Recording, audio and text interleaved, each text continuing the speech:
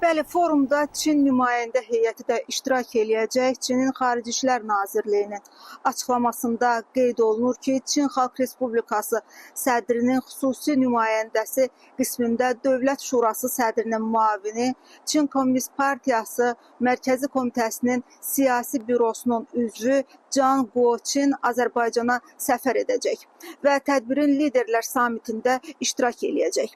Bundan başqa Çinin müxtəlif dövlət qurumlarının, elm və təhsil ocaqlarının, o cümlədən urbanizasiya sahəsində fəaliyyət göstərən şirkətlərin nümayəndələri, ekspertlər iştirak edəcəklər. Çin xüsusən də ötən əsrin 80-ci illərində iqtisadi islahatlar başlayandan sonra şəhərsalma sahəsində qabaqcıl təcrübə qazanıb və son illər yeni texnologiyaların tətbiqi ilə bu təcrübə daha da təkmilləşib. Çin tərəfi Ümumdünya Şəhərsalma Forumunun Bakıda keçiriləcək 13-cü sessiyasında öz təcrübəsini bölüşəcək.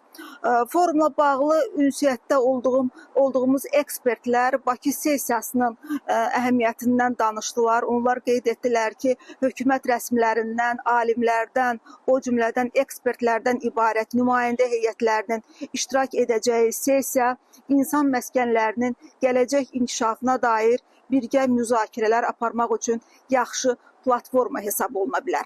Bundan başqa ərazisinə və əhali sayına görə kiçik ölkə olan Azərbaycanın belə böyük bir beynəlxalq tədbirə ev sahibliyi etməsi də Azərbaycanın beynəlxalq öhdəliyini və məsuliyyətini nümayiş etdirir ki, bu da çox təqdirə layiq haldır.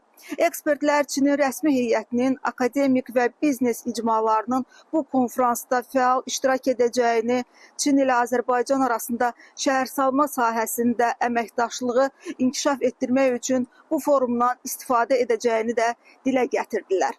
Həmçinin vurğulandı ki, forum tarixi və mədəni irsin qorunması, inkişaf etməkdə olan texnologiyaların tətbiqi daxil olmaqla şəhərsalma və insan məskunlaşmasının inkişafı sahəsində də Azərbaycanın uğurlu təcrübələrini effektiv şəkildə nümayiş etdirə bilər.